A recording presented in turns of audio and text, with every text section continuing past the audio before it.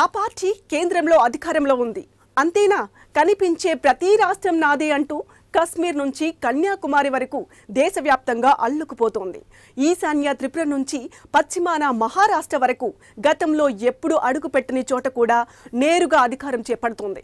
దేశవ్యాప్తంగా కాషాయ జెండాను రెపరెపలాడించడమే తమ జీవిత ధ్యేయంగా ప్రకటిస్తారు ఆ పార్టీ అగ్రనేతలు. తగ్గట్లే దేశవ్యాప్తంగా మెరుగైన ఫలితాలు కూడా సాధిస్తున్నారు. అలా దేశంలో అన్ని ప్రాంతాల మీద ఆధిపత్యం చెలాయిస్తున్న ఆ పార్టీ ఆంధ్రప్రదేశ్ విషయానికి వచ్చేసరికి మాత్రం చేతులెత్తేస్తోంది. కనీసం పార్టీ రాష్ట్ర శాఖకు అధ్యక్షుడిని కూడా నిర్ణయించుకోలేని అయోమయంలో పడిపోయింది.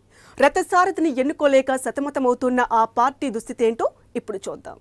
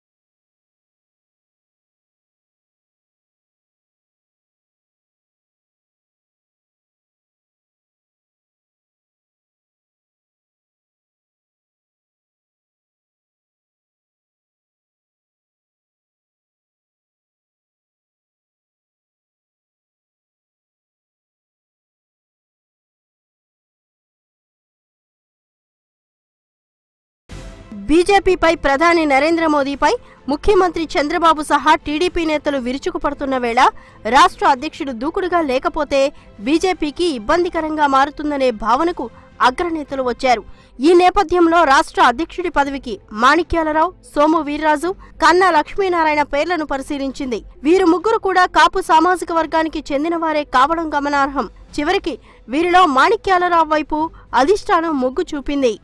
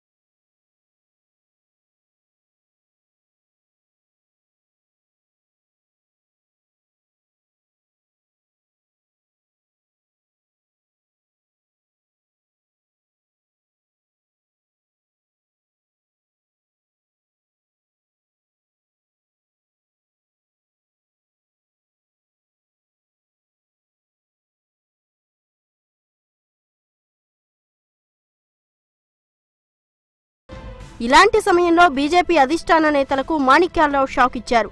అధ్యక్ష బాధ్యతలు తీసుకునేందుకు ససేమిరా అంటూ వెనకడుగు వేశారు. అగ్రనేతలు నచ్చజెప్పడానికి ప్రయత్నించినప్పటికీ ఆయన మెత్తబడినట్లు తెలుస్తోంది. దాంతో మళ్లీ పరిస్థితి మొదటికే వచ్చింది. మిగిలిన కన్నా లక్ష్మీనారాయణ, సోము వీర్రాజుల్లో ఎవరో ఒకరిని ఎన్నుకోవాల్సిన పరిస్థితి తలెత్తింది.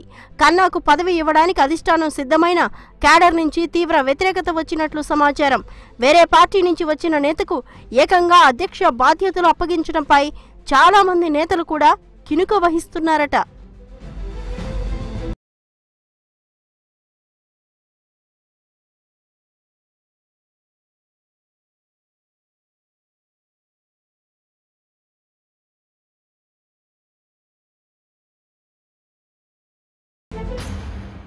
అధ్యక్ష బాధ్యతలు అప్పగిస్తే స్వీకరించేందుకు వీర్రాజు ఉత్సాహం చూపిస్తున్నారు. కానీ ఆయన నోటి జోరు పార్టీకి మైనస్ అవుతుందనేది అత్యధికుల భావన. తనకు కాకపోతే మాణిక్యాలరావుకి అధ్యక్ష బాధ్యతలు అప్పగించాలని సోము వీర్రాజు అధిష్టానానికి స్పష్టం చేసినట్లు తెలుస్తోంది.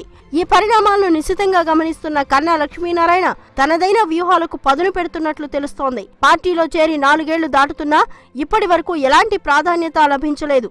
అధ్యక్ష బాధ్యతలు అప్పగించడానికి కూడా మల్లగుల్లాలు పడుతున్నారు. ఇప్పటికే బీజేపీ అంటే ఏపీ ప్రజలు మండిపడుతున్నారు. కాబట్టి బీజేపీని వదిలేసి వైసీపీలో చేరితేనే రాజకీయంగా భవిష్యత్తు ఉంటుందన్న ఆలోచనలో కన్నా ఉన్నట్లు తెలుస్తోంది.